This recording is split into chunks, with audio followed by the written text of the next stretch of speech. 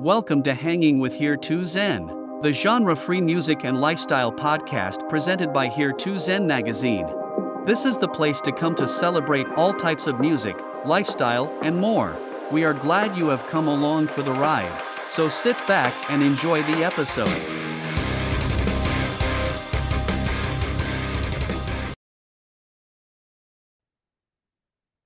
Hello, hello. Hello, mate. How are you? I'm great. How are you? I am fantastic. We are finally here. Third time lucky. Yeah, Time zones, COVID. Fuck you all. We're here. we've done it. We've done it. So, how has the run been for you this year? It's been excellent. We just finished. I just got home 2 days ago, just in time for Wednesday the 13th here. I know you've already had one. Yep. So now you're on Thursday 14, which is the running joke that I've heard many, many times. People go, "Oh, why not Thursday 14?" Yeah, I've heard that one before. Either way, happy Thursday 14. Thanks, My man. joke. But no, it's been great, man. That tour was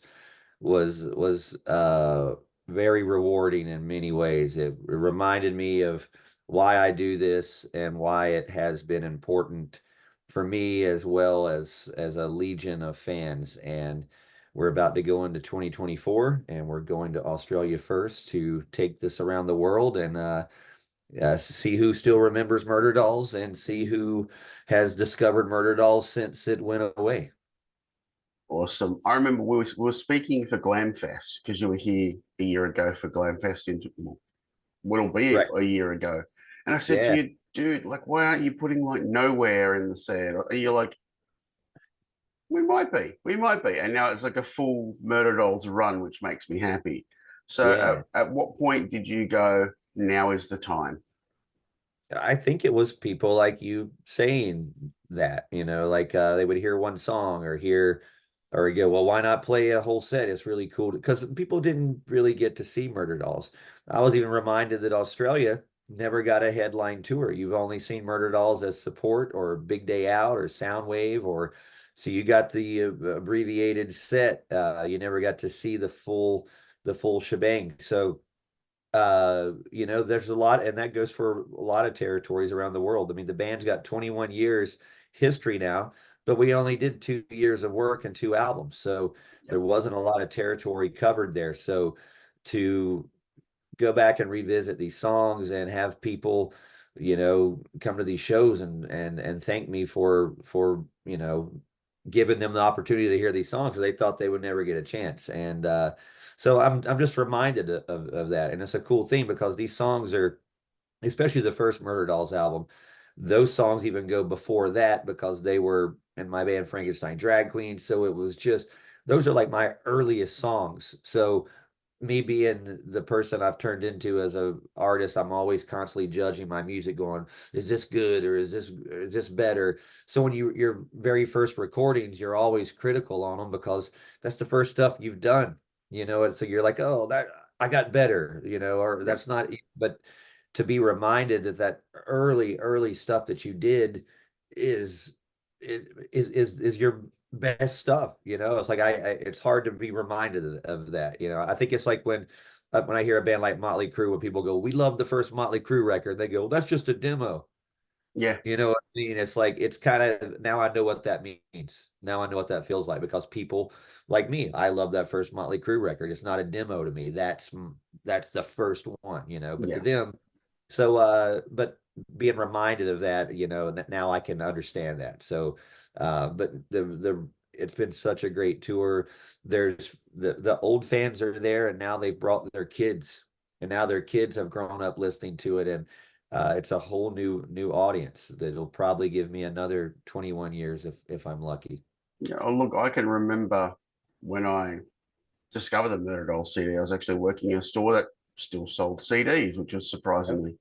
And, you know, every paycheck, you walk along knowing you're about to get your staff discount and you just see what you want to see. And bang, there it Right. was, the first Murder CD. And I did exactly what I did when I bought my first Kiss album. Bought it on the cover alone.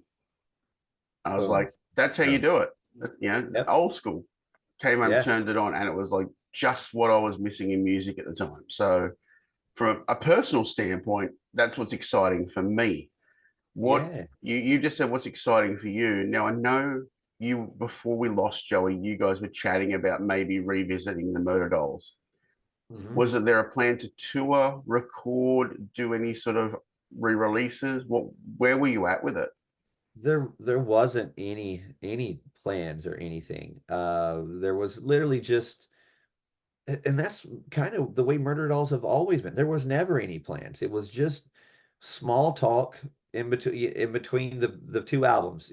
Joey and I talked for 8 years, small talk. Hey, we're gonna do a new one. Yeah, that's on the next one. We got to write that one. Year went by, and then finally, hey, I've got just enough time to do this. Let's go. And that's kind of how we flew with Joey, because he was always at the mercy of Slipknot and when they wanted to tour, and it's totally understandable, so the same thing. We just kind of, since the last one, we've just kind of talked. Oh, this one, we'll write this one when we get time. It was never the plan, because unfortunately the world had shut down. So during that time, it didn't seem like the best time to work on a record. I mean, even though we had time to do it, the world had shut down. So it wasn't like, hey, let's work on this record and put it out to the world that's shut down. So Yeah. fortunately, that wasn't an inspiring time, but he did hit me up right about a month before he passed, and we were just chit chatting, and ironically, we had the same conversation. We were talking about Texas Chainsaw Massacre and quoted a part of the movie, and he was like, "We got to write that on the next one." I'm like, "Yeah, on the next one," and that was that. That's about as far as a plan, if you you could say anything. It was Yep. just small talk. Is there a lot of archival stuff like demos, video No, footage? oh, we've put everything out. Everything's out there now, unfortunately. But the good thing, that I realize is, we just did this tour. We just did 38 dates in America, and our set list was 20 songs, but we still didn't play everything. There's Yep. still another 20 songs we didn't touch. So for the two albums, with the bonus tracks and the fact that our songs were 2.5 minutes and you could get 20 songs on an album, we have about 40 tracks that are out there, so that's pretty good. It's almost four albums worth of music that we did in two. So that's the saving thing. But the only thing that's probably out there that I would love to see myself is just, footage that people probably have of their own personal stuff, or us traveling around the world. I'm sure there was pro shot videos of all the shows we did with Iron Maiden throughout 6 weeks in Europe, playing all those festivals. I'm sure, you know what I mean? Like Yeah. there's tons of footage that I think would be better of a release for people to kind of see what that band was live. Uh, so yeah, I'm anxious to see what's out there as well. But like anything, everything gets unearthed, and people start looking for stuff. And like I said, being on this tour, seeing this younger generation being turned on to the band, they're going to be asking those same questions. What else is out there? Yeah. And then, so I'm excited to find out too. This has been a roller coaster ride for me for 21 years, and I've just been holding on like riding the bull, Yep. and it's been a blast, man. I mean, I'm about to start working on my 10th solo record, so this just crazy how time's going by, but I'm very thankful, very grateful that my fans have followed me. And I was just telling my friend today, is this, that our fans that we have for this music is, they're not just in it to it for a minute and out. These fans they're lifers. They're into it, and now their kids have grown up with it too. So it's just this. It's a really cool thing that I never ever expected. I didn't expect to get old. So I wasn't ever Yep. expecting of my audience to get old either. So and have kids. So it's a really cool, rewarding thing to see that, and it's exciting because there's kids on the front row now that those young kids that were there 21 years ago, giving me that. So it's an energy boost every night seeing these younger fans. So I'm all for it. It keeps me young. They are my fountain of youth.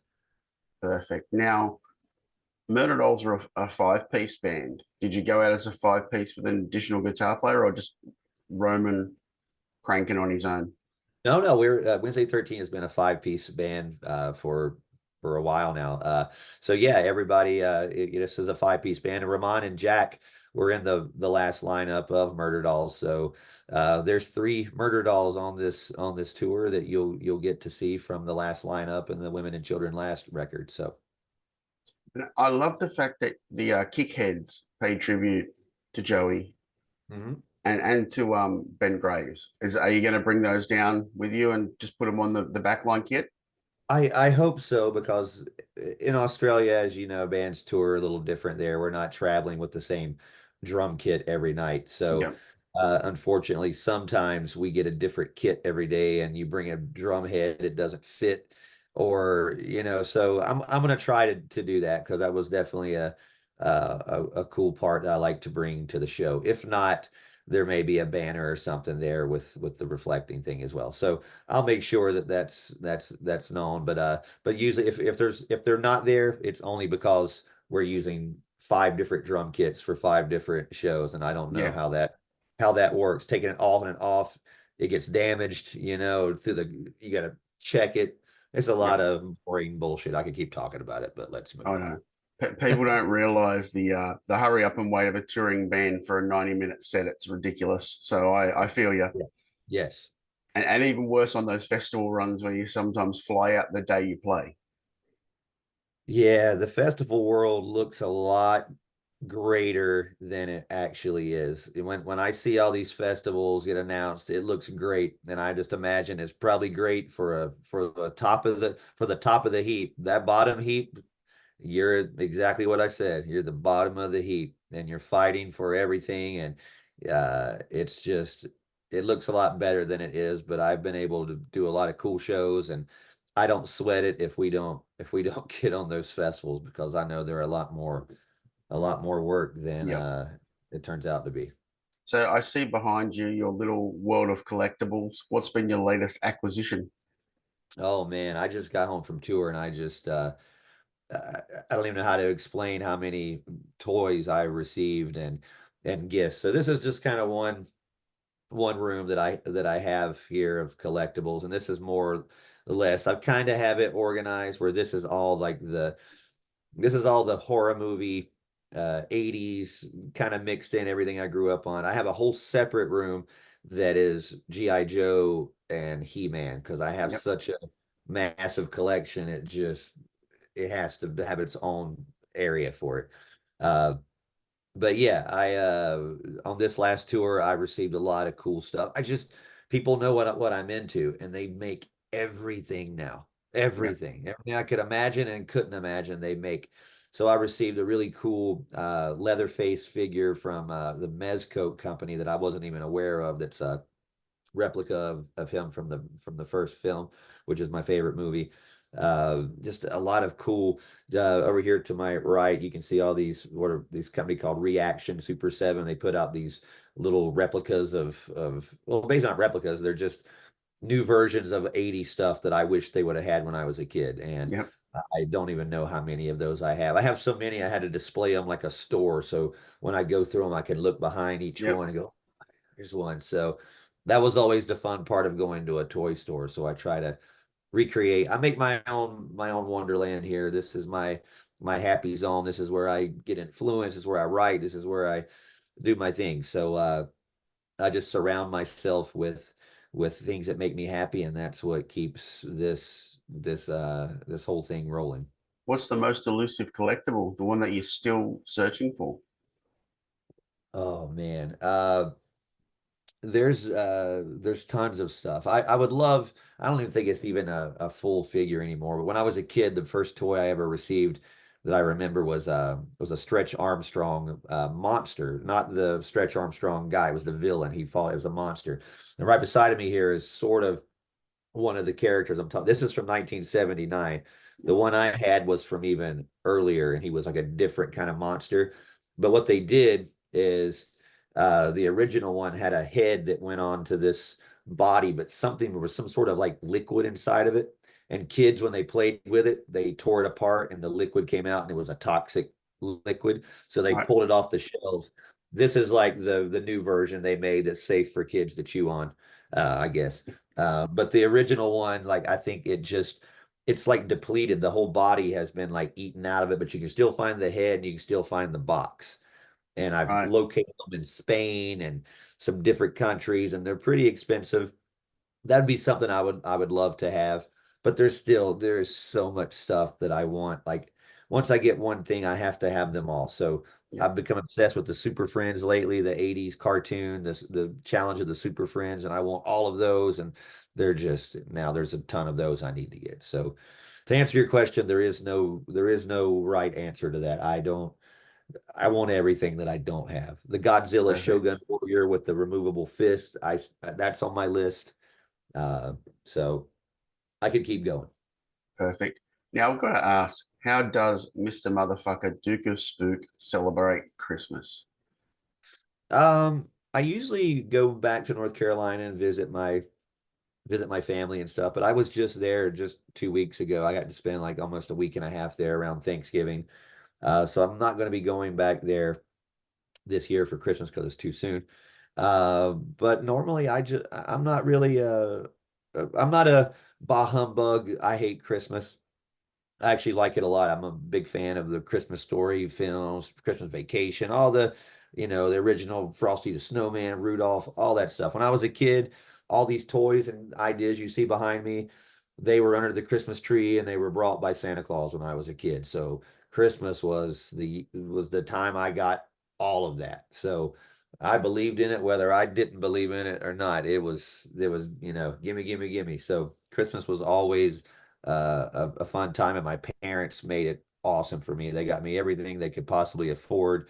Uh, so it was a cool time. I did the same thing for my daughter as well. But now that I'm older, she's older. I'm kind of on my own, so I just sort of I chill out. I don't put up a Christmas tree. I have a Frankenstein in the corner of my house, and I put a Santa Claus hat on him. So that's sort of my Christmas tree, I guess. Perfect. But yeah, I'm not, but again, I think Christmas is an awesome time. I think it's a really cool time for anyone that celebrates it, whether it's just getting together and just hanging with your family. Yeah. Now, you mentioned like the Christmas movies, so something like National Lampoons. There's Yeah. has to have been some National Lampoons moments on the road for you. Any good ones? Oh my God, where do I start? I don't know. On this last tour, we were pretty fortunate not to have any crazy events. We hit a deer with our bus on this tour. That kind of put us behind a couple hours on tour. Unfortunately, the deer did not survive, but our bus did. But no crazy stories. We do some good-hearted pranks every once in a while.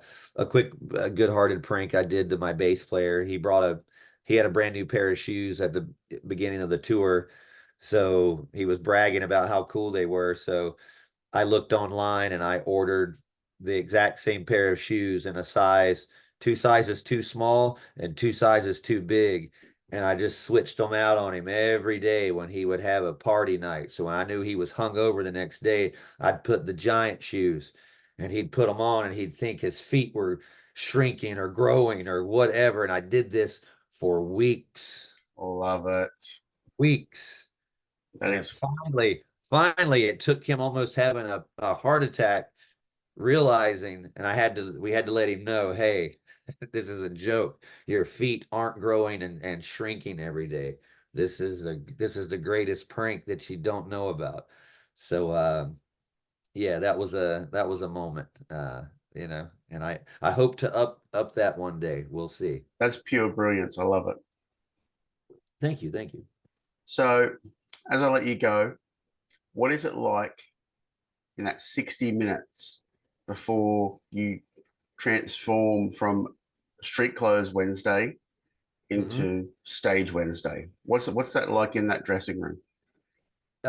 For me, as of lately, what I'd say on this last tour, I try to zone in if I have the time to think about it because there's a lot going on and chaos around me and everyone else. But when I really think about it, I put on music. I'm usually list on this tour. listen to Kiss every single day, every single day. And when I looked around, so I got a mirror in front of me as I'm getting dressed. I can see my band around me. So when I put on Kiss, and we're all pretty much Kiss fans, we all grew up on it. And I'm watching my bass player over there doing the Gene Simmons. He's just in his own world, doing his makeup. Drummer's back there doing the Peter Criss solo to the beat perfectly.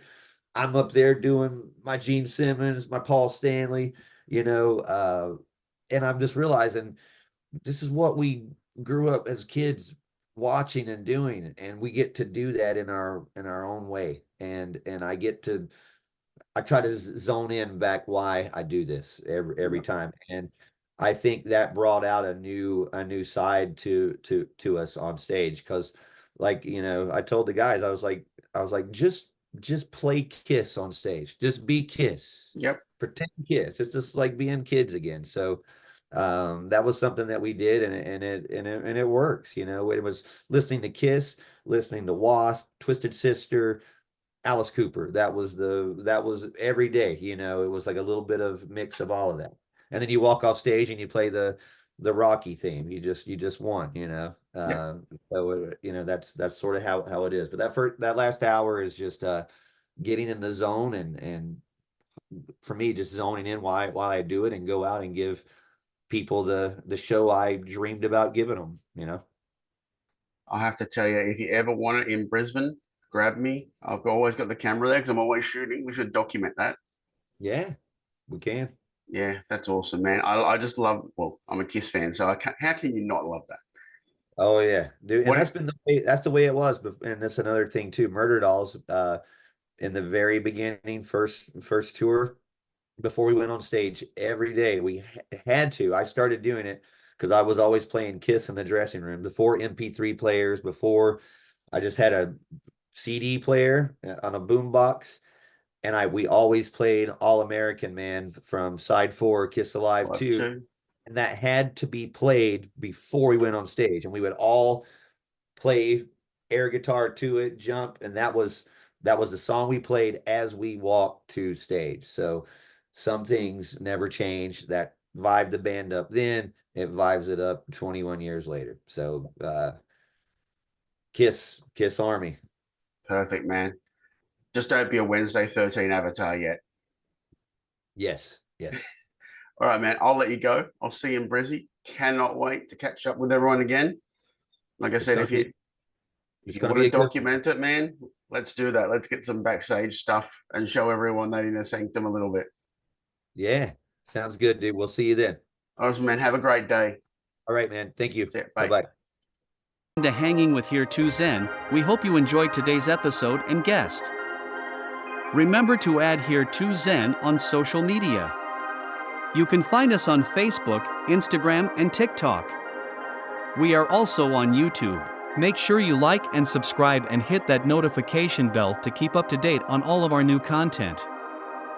You can also find us on Apple Podcasts, Google Podcasts, and all of your favorite podcast platforms.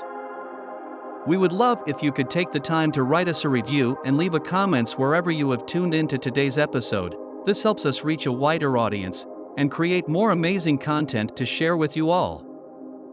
We are grateful for all of your support. Until next time, you have been hanging with Here to Zen.